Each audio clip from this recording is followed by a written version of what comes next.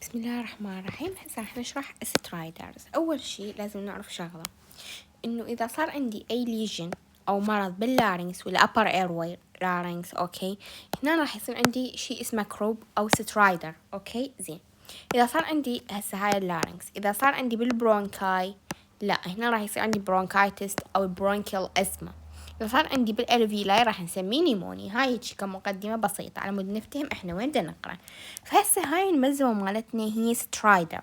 سترايدر وين راح يصير؟ بالأبر ريسبيراتوري تراكت. زين، يعني وين؟ يعني اللارينكس وياها التراكي. زين، فهسه راح نجي بما انه هو upper airway، اذا صار بي تضيق لاي سبب كان، وايش وقت راح يطلع الصوت مال التنفس؟ بالانسبيريشن. اول ما يفوت الهواء بالانسبيريشن راح يطلع لي صوت اسمه سترايدر. زين، يقول لك سترايدر is a continuous inspiratory harsh sound. اوكي، نتيجة partial obstruction وين صار عندي بالupper respiratory اللي هي اللارynx والتراكيم. زين، إذا صار عندي total هنا بعد ما حيقدر يتنفس فيصير عندي cyanosis and death. زين، شنو الأسباب اللي راح تسوي لي سترايدر؟ يعني بصورة أو بمعنى آخر شنو الأسباب اللي تسوي لي partial obstruction باللارynx والتراكي؟ أقول لك يابا، عندنا acute وعندنا chronic. بالنسبة للأكيوت، زين، أكو فد انفكشن أو مو انفكشن. نيجي على الانفكشن. الانفكشن احنا شنو عندنا؟ فيروس أو بكتيريا. فعندنا 3 أمراض، فيروس و2 بكتيريا. نيجي على الهاي. أول شي احنا نقول أكيوت سترايدر. إذا أكيوت فيرال لارينكس، احنا مو قلنا راح تضرب اللارينكس والتراكي؟ تمام.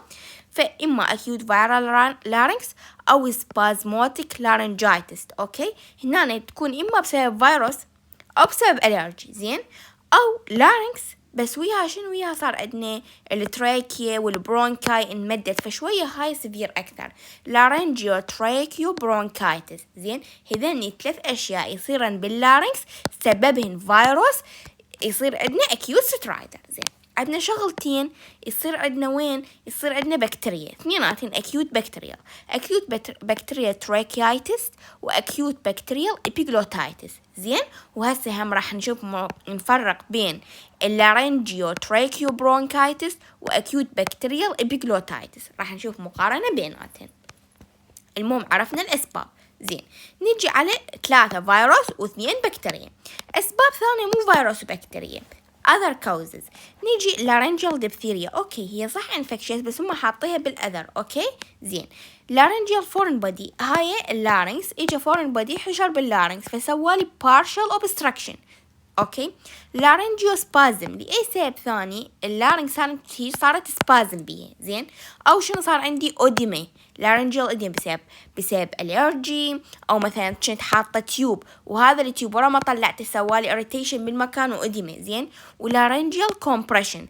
تمام، acute laryngeal compression، يعني سواء كان outside أو inside فشي دا يضغط على اللارينكس سواء من الداخل أو من الخارج. مثلا أكو فد تيومر، أكو فد شي باللارينكس من الداخل، هذني يعني باختصار أي شي يضيق لي يسوي لي ستينوسس باللارينكس. زين، هاي شنو؟ هاي كلها أشياء acute. يعني من قلت لكم فورن بودي كيوت هستوى مثلا الفورن بودي دخل باللارينكس، من قلنا اليرجي هستوى تحسس من هذا الشيء سبازم. اوكي زين، بالنسبه للكرونيك اكو ملاحظه، يقول لك هذا الكومبريشن راح يجيني بالاكيوت، زين، وراح يجيني بالاكرونيك، وهذا الكومبريشن بالكرونيك سواء كونجينيتال او اكواير. زين، فهذا الكومبريشن يعني بكل مكان. نيجي بالنسبه للكرونيك عندنا كونجينيتال وعندنا أكواير، يعني كرونيك يستمر فترة طويلة. بالنسبة للكونجنيتال شنو الشيء اللي أول ما يجي الطفل للدنيا راح ألقى عنده سترايدر. زين، احنا عندنا وقلنا احنا سترايدر باللارينكس أو بالتراكيا، فلارينجيو ماليجيا أو تراكيو ماليجيا. شنو يعني؟ يعني اللارينكس والتراكيا هما مو كارتلج ولازم يكون قوي. هنا دي يصير ضعيف رخو فينطبق على نفسه. المفروض حلقة هيك يعني اسطوانة راح ينطبق على نفسه، فمن ينطبق يسوي لي partial obstruction. زين، فهاي congenital. ويا شنو؟ laryngeal whip. اكو مثل هيجي شلون فد جلداية، فد ويب، فد غشاء دي يسوي لي partial obstruction. واللارنجال تيومر او سيست اول ما اجى للدنيا، ممكن التيومر اول ما يجي للدنيا او لا بعدين. اوكي، واللارنجال كومبريشن قلنا هاي ويا الكل. زين، الاكواير هنا نفس الشيء، لارنجال ستينوسيس لاي سبب ثاني، لا ترايكال ستينوسيس سواء تروما تيومر مدري شنو، لارنجال تروما، ولارنجال بارالايسز اللارنكس صارت بارالايسز وانطبقت على نفسها، ولارنجال كومبريشن. سهلات كلش وبسيطات ما يحتاج أعيدهن. زين هسه احنا ايش قلنا مو دا يصير عندي تضيق باللارنكس، هو المكان اللي يفوت منه الهواء ويروح لللانكس ترايكيا ومدري شنو تفرعات لحد ما يصل لللانكس. زين فهنا راح اقسم سترايدر. اوكي راح اقسمه من يعني حسب الكلينيكال برزنتيشن، اشوف انه هذا افوته للمستشفى هسه، لو اسوي له انتيوبيشن، لو اقول له ارجع للبيت، حسب هاي الجريدات. جريد 1 يسموه exertional سترايدر. تمام يعني شنو؟ يعني هو من هو هادئ وقاعد كل شي ما بيه، بس بكى او سوى اكسرسايز صار بيها exaggeration، زادت هاي السترايدر وقام بعد ما يتنفس. سترايدر appear during crying or exercise، هنا ما يحتاج ادخله للمستشفى. زين الجريد الثاني لا، هاي السترايدر تكون مستمرة حتى وهو مرتاح، حتى بآترست. يقول لك هنا يقول لك شو وقت ادخله للمستشفى؟ اذا كان اقل من سنة هنا أدخله المستشفى، إذا فوق السنة عمره لا ما أدخله مستشفى. نيجي على الجريد الثالث والرابع، اثنيناتهم أدخله مستشفى، بس الجريد الرابع مو بس أدخله مستشفى، لا هاي emergency أدخله مستشفى وأسوي له intubation. زين نجي الجريد الثالث يقول لك هذا سترايدر، عنده سترايدر، هو قاعد سترايدر، بس مو بس سترايدر، ما دا يقدر يتنفس، بحد يصير عنده ريتراكشن، عضلات الصدر مالته التشيست دا تنسحب للداخل هالقد ما هو الطفل ما دا يقدر يتنفس، فدا ياخذ نفس قوي. اوكي فدا يصير عنده ريتراكشن، هنا معناها اكو حالة خطرة. زين سترايدر is continuous مستمرة at rest. اوكي combined with شنو suprasternal المسلز مال الريسبيراتوري اللي هي suprasternal وسوبرا كلافيكولر دي يصير بها retraction. اوكي ده تنسحب للداخل، ده يسحب نفس قوي. the patient ونشوفه شنو anxiety irritable ما يقدر يتنفس، فهنا ادخل المستشفى كلهم بكل الأعمار. جريد 4 هنا مو بس ترايدر وما يقدر يتنفس ودي تنسحب العضلات مال الشيست مالته، لا دا أشوفه دا يصير أزرق ساينوسس. أنا شنو هاي حالة كلش خطرة، ما رأسا شو أسوي له؟ أسوي له intubation endotracheal intubation ومرات حتى tracheostomy. زين هنا بسبب severity respiratory ممكن يصير عنده respiratory failure. زين هسه خلصنا الجريدنج سهل حفظناها. نجي راح نشرح هنا مو اللي فوق قلنا سترايدر بيها acute وبيها chronic، هنا بالملزمة راح نشرح هاي الأكيوت تحديدا الانفكشن جروب، وراح أحكي كل وحدة صفاتها وشون أعالجها وتخلص الملزمة. زين نجي بالنسبة للأكيوت سترايدر من اسمها أكيوت، هسه بصورة عامة بعدنا ما ماخذين كل وحدة سببها. أكيوت يعني هي الأونست مالتها أكيوت يعني أقل من أسبوع، تمام؟ الديوريشن قليلة أقل من أسبوع، بما أنه هي أكيوت زين فهي more common ولايف threatening. زين هسه هاي همين سهلة. يقول لك most cases of acute stridor are caused by common viral or bacteria. نفس قبل شوي قلنا 3 أسباب فيروسات واثنين بكتيريا واثنين مرضين يسببون بكتيريا. وين راح يصير؟ هي سترايدر بالأبر باللارنكس والتراكيا، هاي كلها إعادة. however cause other cause should be mind، لازم أحط ببالي الأسباب الثانية اللي إحنا قلناها هذني الدبثيريا والفورين بادي لازم أستبعدهن. زين هسه نيجي على أول شيء الانفكشيس جروب. دا يحكي بصورة عامة. إيش قلنا هنا 5، 3 فيروس و2 بكتيريا. يقول لك يابا هذا الفيروس أكثر فيروس راح يسبب لي، يقول لك أول شيء الفيروس أكثر كمان من البكتيريا. زين ويكون أخف milder، يعني دائما إحنا الأمراض الفيروسية تكون أخف من البكتيريا. البكتيريا دائما بها فيفر وتكون سيفير وتحتاج hospitalization، مو نفس الفيروس. تمام هاي فهمنا. نيجي بالنسبة للفيروس كلش مهم أني أحفظها يركز عليها الدكتور، كلش مهم إنه الفيروس يا فيروس يسوي بارا إنفلونزا. تمام، هذا مهم، هو المسؤول عن الفيرال انفكشن بالاكيوت سترايدر. زين شلون حفظتها اني؟ قلت الاكيوت سترايدر مو قلنا هي الابر ايروي، يعني الاشياء اللي فوق اللي برا خارج اللانج، اوكي، فبرا بارا انفلونزا، هاي بالنسبه للفيروس. بالنسبة للبكتيريا ممكن أكو فيروسات ثانية، يعني مثلا عندنا إنفلونزا فيروس، مثلا عندنا أدينو فيروس، ريسبيراتوري سينسيشيال فيروس، بس يعني أكثر واحد من هذني الفيروسات يسوي لي الأكيوت سترايدر هو البارا إنفلونزا، بينما مثلا هذا ممكن يسوي، بس ألقى هذا الريسبيراتوري سينسيشيال فيروس يسوي لي برونكايتس أزيد، يعني من يجيني برونكايتس أفكر بهذا أول شيء، بينما من يجيني أكيوت سترايدر أفكر بالبارا إنفلونزا أول شيء. زين بعدين يقول لك بس البكتيريا قلنا راح تصير أخطر، فراح ألقاها فيفر عالية والإيرواي أوبستراكشن ده يصير أخطر.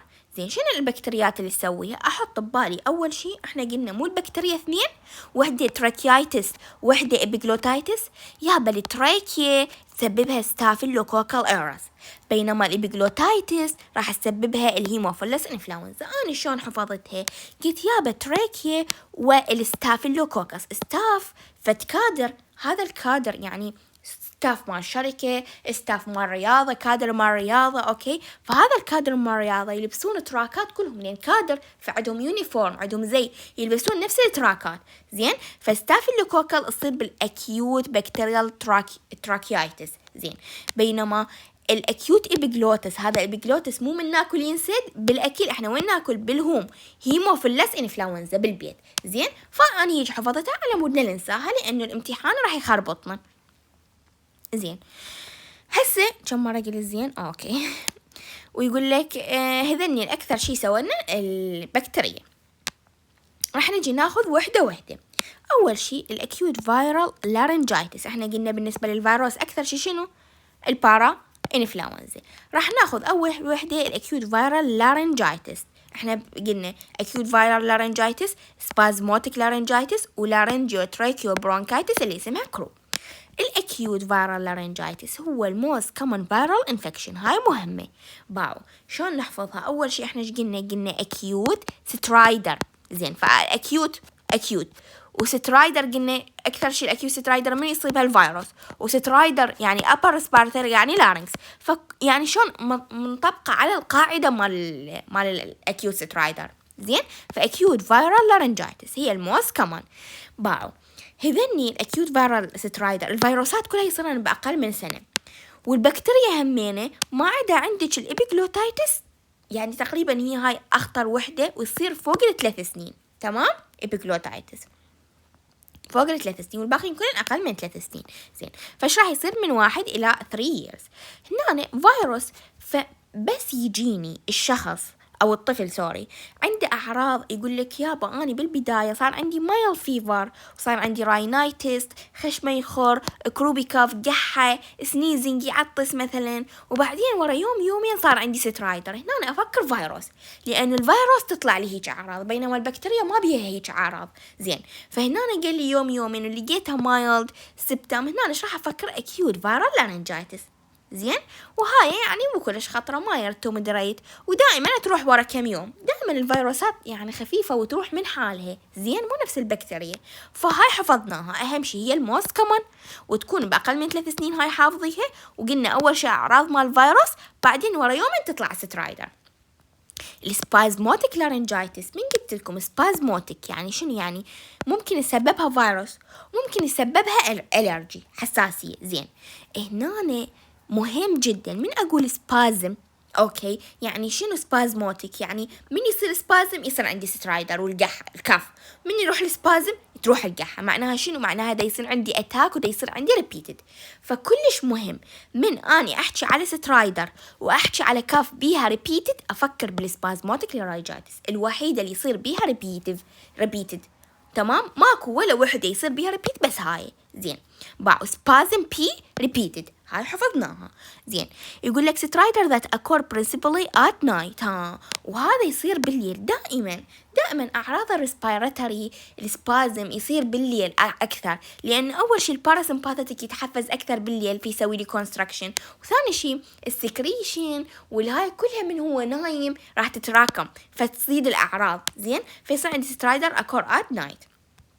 زين. راح نلقى spasmodic laryngitis والهاي الكروب اثنيناتهم يصيرن بالنايت. زين. سترايدر تكون مودريت بالسيفيريتي لأن قلنا فيروس، وتقريبا تستمر يعني several hour، والأتاك ريبيتد قلنا لأن هو spasmodic، هاي شيء مميز. at night تقريبا second and third day باليوم الثاني والثالث، بعدين recurrent semi occur. تمام. زين. فهسه هاي حفظناها يعني تتكرر بالليل. نجي على هذا المهم، لارنجيو تراكيو برونكايتس أو الاسم الثاني الكروب. شنو المميز بها قبل لا نفوت بهاي التفاصيل كلها؟ أول شي فيروس. زين. بس هذا الفيروس شنو المميز بيه؟ احنا قلنا يزيد بالليل، وقلنا تطلع سترايدر ورا يوم إلى يومين، هاي نفس السبازموتيك. زين. شنو اللي يميزني السبازموتيك على هاي؟ السبازموتيك قلنا ريبيتد، هاي تجيني القحة مالتها يسموها باركينج كف، نفس نباح الكلب أو مثل الصوت الفقمة. الدكتور قال أني قاعد بالعيادة، أني قاعد بالغرفة مالتي، برا الطفل قاعد يقح، عرفت هاي القحة باركينج كف وشخصتها كروب بلا ما أفحصه، من أني سمعت صوت الكف. فهذا كلش مميز. إجاني كيس وقال لي باركينج كف، خلاص كروب. إجاني كيس بسترايدر ورا يومين طلعت وبالليل تزيد، ريبيتد سبازموتيك. زين. لا ريبيتد ولا باركينج كف، فايرال لارنجايتس. زين. فراح نجي نقرأ لارنجيو تراكيو برونكايتس. قلنا هي الكومن بوتنشال سيريس، دي يقول سيريس الكروب بعولين اسمها طويل، ودي يصير عندي باركينج كاف شوية سيريس شوية، هاي مميزة عن هذني. يعني هذني قلنا شو اسمه وهم أقل من 3 سنين، هاي انتهينا من عندها، قلنا كل الفيروسات أقل من 3 سنين. mild moderate fever راينايتس أعراض مال فيروس. المميز باركينج كاف قلناها. زين. يصير عندي هورسنس، ليش؟ لأن إيش دا أقول لارنجيو تراكيو برونكايتس. اللارنكس شنو بيها الفوكال كورد، هاي الفوكال كورد اللارنكس إذا التهبت، مو الفوكال كورد صار بيها سويلنج، من صار بيها سويلنج صار عندي تغير الصوت، لأن هي مسؤولة عن الصوت، فصار عندي هورسنس of the voice. زين. وقلنا سترايدر راح تطلع ورا يوم إلى يومين، وتكون مودريت inspiratory one همين لأن سترايدر inspiration، وقلنا همين تزيد بالنايت. هاي كلها معادة. الباركينج كاف هو والهورسنس هو المميز. زين. شي يقول often recur with decreasing intensity for several day. يعني شنو؟ يعني راح تقل ويا الأيام. قلنا لأنه الفيروس مو نفس البكتيريا، شوية يتحسن المريض يعني ويا الأيام، ممكن يعني يصير كلش زين نهائيا خلال أسبوع. هاي همينة. أوكي. زين. هذا الطفل هو مو عنده يعني اللارنكس والترايكيا والبرونكا كلها صاير بيها انفلاميشن وإديمة ومنتفخة. زين. فإذا بكى زين كراينج راح يزيد الحال مالته سوءا. تمام. aggregative factor. زين. بعدين أني كدكتور سمع الصوت هذا، قلت أوكي هذا بيه كروب، خل أفحصه. إيش راح ألقي؟ بالإكزامينيشن ألقي slightly elevation بالريسبيراتوري ريت. ليش؟ هو inflammation، كل شيء باللانج راح يزداد الريسبيراتوري ريت. هاي أوكي. الإير انتري راح يكون قليل أكيد لأن عندي ستينوسيس. زين. بعد prolonged expiration and expiratory برونكاي أو برونكاي ما أدري شنو هاي. أوكي. prolonged expiration. زين. لأن هو عندي ستينوسيس. upper respiratory tracheal obstruction. إذا صار عندي upper respiratory tracheal obstruction إيش راح يسوي لي؟ راح يساوي respiratory distress syndrome. هاي مهمة قال نسألها بالأوسكي. يقول لك شلون أعرف هذا الطفل عنده respiratory distress syndrome؟ يقول يابا أنا من أباوع عليه. إيش راح ألقى respiratory rate مالته عالي، وراح ألقى nasal flaring يعني خشمة الفتحات مال خشمة هيك مفتوحة على مود يقدر يعني شلون الطفل يحاول يستنشق أكبر كمية من الهواء لأن عنده respiratory distress. تمام. العضلات مال الشست مالته دا تشتغل سوبراستيرنال، الانفراستيرنال، انتركوستال، كلهم دا يصير بيهن ريتراكشن. إضافة إلى شنو دا يصير بي ساينوسيس سترايدر. زين. هاي بعدين وراها شنو يقول لك clinical diagnosis does not require radiography، لأن أنا بس سمعت هاي شخصت، سمع الصوت القحة شخصت. يقول لك بس مرات أنا أريد أتأكد إنه هاي كروب لو إبيجلوتايتس الفد شوية راح ناخذها بسبب البكتيريا، فشدز أدز راديولوجي أدز chest x-ray. زين. يقول لك بقى أنا إيش عندي لارنجيو تراكيو برونكايتس، يعني اللارنكس والتراكيا والبرونكاي دي يصير بيها انفلاميشن وستينوسيس وما ادري شنو. فهنا راح القى شيء صاير مثل القبة او النهاية مال البرج ستيب. زين. هاي الساين يسموها شنو؟ يسووها ستيبل ساين او مثل نهاية القلم بنسل تيب. اوكي. هاي من اشوفها خلاص هاي كروب. زين. اذا اجيت سويت تشست اكس راي ما لقيت هاي، لقيت صاير عندي مثل الأصبع. أوكي. ثامب. أوكي. يعني وهاي مال الأوكي. زين. هاي من لقيتها معناها شنو؟ إبيجلوتس صاير بسوالينج. إبيجلوتس سوالينج شو وقت؟ بالإبيجلوتايتس. فهنا أنا شخصت إبيجلوتايتس، والإبيجلوتايتس هو بكتيريا. زين. فهنا إيش دا يقول إنه شو ذا typical هنا الناروينج وين دا يصير؟ هاي مو اللارنكس. أوكي. وهاي التراكيا هنا وين؟ هاي اللارنكس دي يصير عندي هنا الفوكال كورد فجوا السابجلوتيك. زين. فالسابجلوتيك دي يصير بيه ستينوس، السابجلوتيك ناروينج يسموه ستيبل ساين. يصير عندنا and have typically presentation. يقول لك على مود أميزه من السفير أقدر على مود من إذا أجاني سفير لارنجيا تراكيو برونكايتس ممكن ما أقدر أفرقه بالإبيجلوتايتس إلا بهذا الإكس راي. زين. هاي قلنا ثامب ساين. هسه خلصنا الفيروسات. المميز بالأكيوت إنه هو يعني القاعدة تنطبق عليه، بينما سبازماتيك ريبيتد، بينما اللارنجيو باركينج كاف وهورسنس. نجي على البكتيريا اثنين، الأكيوت بكتيريال تراكيايتس وأكيوت بكتيريال إبيجلوتايتس. زين. راح نجي ناخذ الأكيوت بكتيريال تراكيايتس أول شيء، وبعدين إبيجلوتايتس شوية أطول. أكيوت بكتيريا تراكيايتس إحنا عندنا بكتيريا في بقى إنه بكتيريا يعني سيريس، يعني حالة سيريس. زين. سيريس بكتيريال انفكشن وهمين أقل من 3 سنين. وقلنا التراكيايتس تراكسود أو تراك إذا ستافيلوكوكس أيرس. زين. المميز بهذا التراك والستاف شوية دا يكبرون gradually progressive سترايدر. زين. فحفظناها إنه هذا التراكيايتس أبو الستاف كوكس أيرس السترايدر شوية دا تزيد، شوية دا تصير سيئة. أوكي. وهاي فيفر قلنا لأن بكتيريا هاي منتهين من عندها، والأوبستراكشن الواي دا تكون سيفير، هاي هم منتهي من عندها لأن هي بكتيريا كل شيء سيفير. يقول لك ذا illness ممكن شنو؟ ممكن التراكيا يعني التراكياتس همين يسوي الإبيجلوتايتس. أوكي. زين. يقول لك بس شنو من سويت لارنجيسكوبي ما أقدر أشوف هاي الإبيجلوتايتس. زين. هنا شنو من سويت يعني شفت اللوكيوسايتوسيس عالي لأنه هو بكتيريا، صار عندي بكتيريا انفكشن. فهاي كلها يعني على القاعدة، ما عدا إنه المميز بها gradually progress سترايدر. بينما الأكيوت بكتيريال إبيجلوتايتس لا، هنا إبيجلوتايتس دي يصير عندي رابيد. تمام. إبي رابيد. زين. رابيد بروجرس أوف سترايدر، هذا شيء مميز. ثاني شيء قلنا هاي فيفر هاي منتهين من عندها، وقلنا أكثر من 3 سنين لأنه هاي الوحيدة المميزة أكثر من 3 سنين. زين. فهسه راح نجي نقرأ very serious life threatening hemophilus influenza. قلنا الإبيجلوتس بالهيم. أوكي. بالهوم.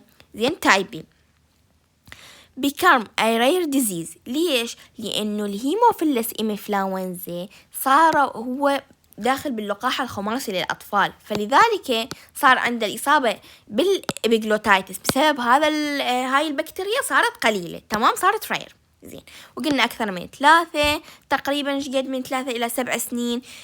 هاي فيفر همينة قلناها، rapidly progressive قلناها، airway obstruction دا يصير بيه severe within hour لأنه هاي كلها حالة خطرة. زين.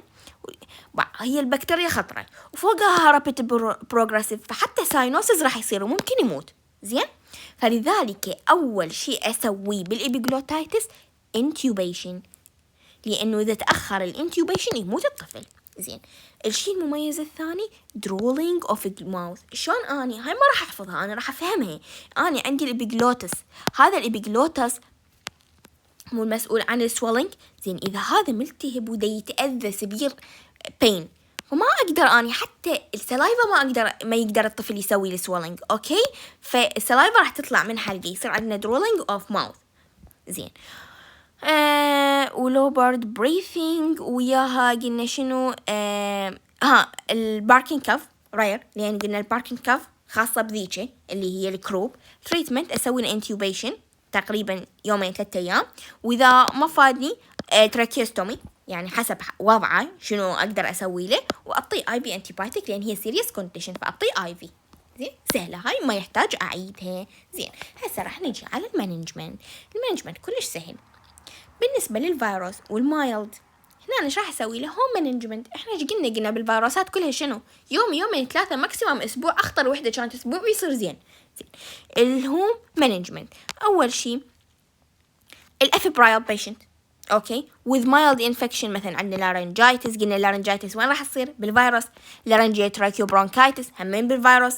سبازموتيك لارنجايتس هم بالفيروس. زين. فكلهم بالبيت راح يصيرون زينين. شو راح اقول لهم؟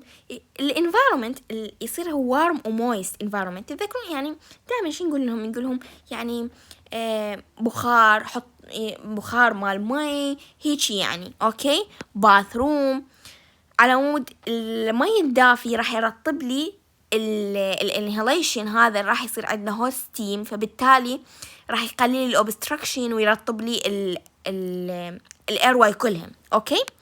فراح يقلل الاوبستراكشن خلال يعني تقريبا نص ساعة إلى ساعة. دراج ثيرابي يقول لك مثلا انتيبايوتيك از اموكسيسيلين. هو اصلا يعني اذا كانت الاشياء مايلد، يعني الحالة مايلد، فهو بكتيريا فأعطي انتيبايوتيك. اذا كان مثلا فيروس شو اسوي؟ ما يفيد انتيبايوتيك. ممكن شو اقدر اعطي ستيرويد. هسه راح ناخذها فد شوية، ما راح افوت لكم بالتفاصيل. زين. راح ناخذها. يقول لك من ياخذ الادويه بالبيت مثلا انتيبايوتيك اذا كان بكتيريا، ستيرويد. زين. هذا ما راح يخليه يدخل المستشفى، راح يصير احسن. هاي هنا أنا قال اكسبكترون شلون بالله اكسبكتورانت and microlite may be used in crop. هنا بس ما يفيد إذا early. أوكي. زين. هاي شنو؟ هاي بالهم. بالنسبة للهوسبيتاليزيشن يقول لك يابا أول شي من الأشخاص اللي راح أدخلهم للهوسبيتال. احنا ايش قلنا الجريد. راح نشوف الجريدات مالته، اذا جريد ثاني واقل من سنه ادخله، اذا جريد 3 ادخله، اذا جريد 4 اصلا ادخله يسوي الانتيوبيشن ويا شنو عنده بكتيريال ديزيز. قلنا ليش؟ لان البكتيريال هي هاي فيفر وسيفير اوبستراكشن وحاله كلش خطره. زين.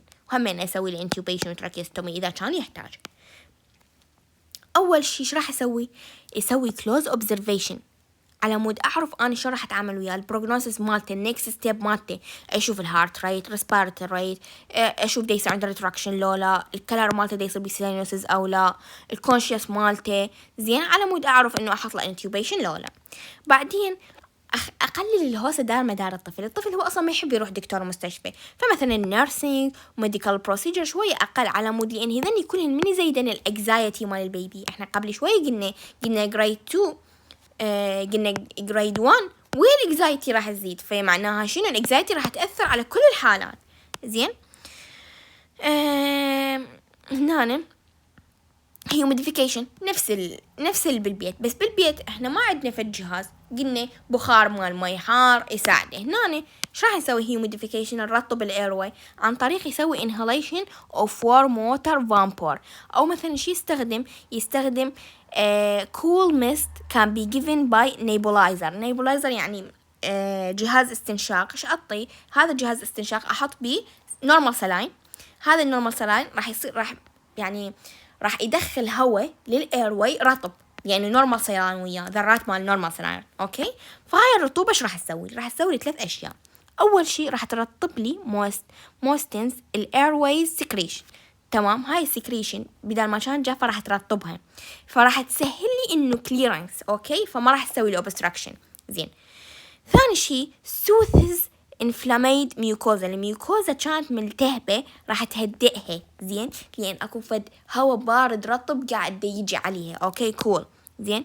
provide comfort، راح يرتاح الطفل. تمام. فمن راح يرتاح راح يقلل الانكزايتي مالته وراح يتحسن وضعه شوية. زين.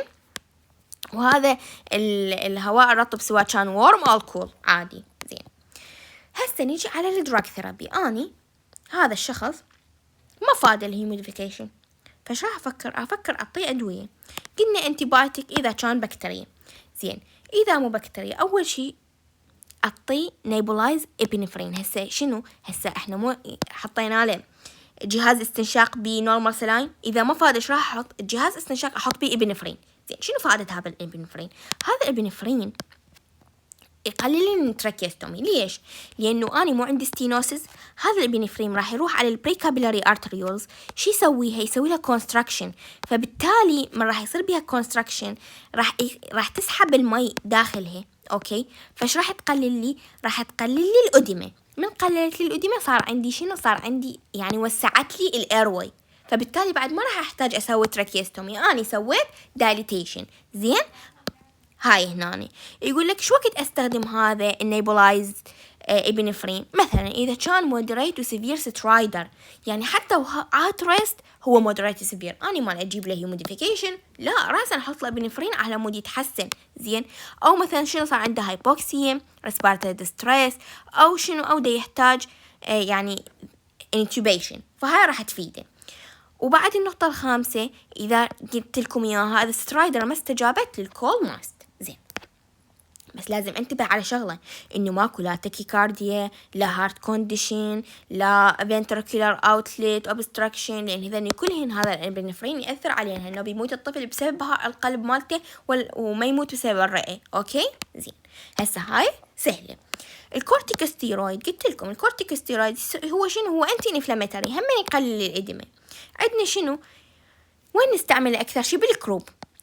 كورتيكو كروب، لأن كروب هو فيروس ما أقدر أستخدم وياه شو اسمه، وكروب هي حالة خلينا نقول شوية سفير. زين. فش راح أستخدم كورتيكوستيرويد. مثل شنو؟ عندنا ديكساميثازون وبريدنزيلون. أوكي. إما IM أو مثلا أورال ديكساميثازون حسب الحالة مالته. زين. أنتيبايوتيك يقول لك هنا بالفيروس ما أستخدم أنتيبايوتيك، هاي أكيد. زين. بس إذا كان بكتيريا أستخدم. شو راح أستخدم إما سيبتراكزون اللي هو ذا تشويس، إما سيبتراكزون، أو أستخدم أمبيسيلين أن سلباكتام. زين. سيبتراكزون أو أمبيسيلين أو زائد سلباكتام.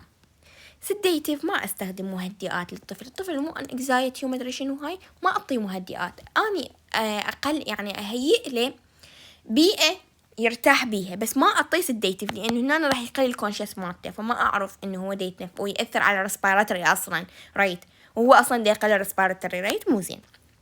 ممكن أعطيه أكسجين بس شنو هذا الأكسجين هو أوكي، هو ما دا يقدر يتنفس ودا يصير عنده هايبوكسيا وستينوسيس، بس الأكسجين بيديس أدفانتج اثنين. ممكن يعني أنا دا أعطيه أكسجين فما يعني دا يعوض هذا يعني الريسبيراتوري فيلر. أوكي. فما أقدر أعرف إنه هو دا يصير عنده ساينوسيس لو لا. delay the appearance of the sinus. ممكن هو صار عنده ساينوسيس بس أنا ما أدري. ممكن اللي صار عنده ريسبيراتوري فيلر بس أنا ما أدري، لأن أنا حطيت له أكسجين بس وخرته قبل خلاص مات. زين. أو شنو الطفل أصلا هو يعني تخيلوا حاطين ماسك عليه أكسجين، راح يبكي، راح يرفس، راح يقتل الدنيا كلها. تمام. فراح يزعجه وراح يزيد الوضع سوء. فيدينج يقول لك إذا الطفل ما يقدر يعني المودريت والسيفير ما يقدر ياكل. اوكي. فشنو اعطيه اي في فلويد تقريبا 3 أيام مو ازيد، لانه يعني ما بكل المواد اللي تعوض يعني، لانه هو بعد الطفل يحتاج الى تغذية. بس اذا كان يعني حالته مودريت هو اصلا بالبيت راح يبقى. زين. هسه نجي يقول لك الميديكال ريليف اوبستراكشن. يقول لك هنا يعني يحكي على الاوبستراكشن هذا اللي صار وسوالي سترايدر. شلون راح يروح؟ يقول لك 98% راح يروح. تمام. ويومين يروح. 2% من عندهم هذول لا راح يحتاجون انتوبيشن وراح يحتاجون او تراكيستومي حسب الحالة مالته. شو وقت؟ زين هسه اجاني طفل عنده سترايدر ودخلته مستشفى، اعوفه لو اسوي لي انتوبيشن وتراكيستومي؟ اشوف اذا كان ساينوسز. تتذكرون هذا شنو؟ هذا جريد 4 conscious مالتي altered. اوكي gradual دا اشوف وضعه دا يزيد سوء. اوكي airway obstruction gradual prognosis. زين اذا ورا ساعتين 3 اذا وضعه تمام ارجع للبيت. البروجنوسيس مالته يقول لك يعني غالبا اوتكم مال الفيروسات كلها اللي هي لارنجيو برونكو شو اسمه تراكيو برونكايتس لارنجايتس بازماتيك قلنا كل المرض يصير زين فاكسلنت يعني. most death of a group قلنا الكروب هو الفيروس بس ليش يموت؟ مو بسبب شو اسمه لا مو بسبب المرض نفسه لا، وإنما دي يصير عندي laryngeal obstruction يعني دي يصير عندي أو complication من tracheostomy يحتاج tracheostomy. زين بسبب الكومبليكيشن دي يموت. untreated epiglottitis هاي قلنا كلش خطرة. epiglottitis يقول لك شنو 60% in some serious bad prognosis، بس إذا شخصناها وطيناها علاج زين لا راح يصير عندي better prognosis. وهاي مراجعة بسيطة يعني تشبه الملزمة بالضبط. دا يقول إنه إذا نفرق بين الأكيوت لارنجيا أو الكروب وبين الأكيوت إبيجلوتايتس. قلنا هنا اثنيناتهن إنفلونزا. الإبيجلوتايتس هيموفيلس بينما هاي البارا. زين الكروب هنا دائما بالأبر ريسبيراتوري راح نشوف قلنا فيروس فأعراض مع الكثرة يعني راينوريا وكرو وكاف وسنيزنج، بينما هنا البكتيريا ما بها هاي الأعراض. قلنا الفيفر قليلة والتوكسيميا قليلة لأنه فيروس، بينما البكتيريا راح تعطيني هواية فيفر وهواي توكسيميا. زين قلنا راح الفيروس راح يزداد بالليل الأعراض. أوكي والكروب مالته قليلة، بينما الإبيجلوتس لا هي أصلا سفير ممكن يصير عندي ساينوسيس. ستيبل ساين قلنا بالفيروس باعوا شلون تحفظوها؟ فيروس وستيبل باعوا شلون القبة هيك صايرة مثل في بالعكس. زين بينما هنا الثمب. وهنا الأمراض العلاج مالته قلنا الفيروس ما يحتاج أنتيبيوتيك بس أعطي أكسجين أو أكسجين أو أوبينفرين وديكساميثازون اللي هو كورتيكوستيرويد. كورتيكوستيرويد مو أي، بينما هذا نفسهن هذني بس أعطي وياه أنتيبيوتيك. زين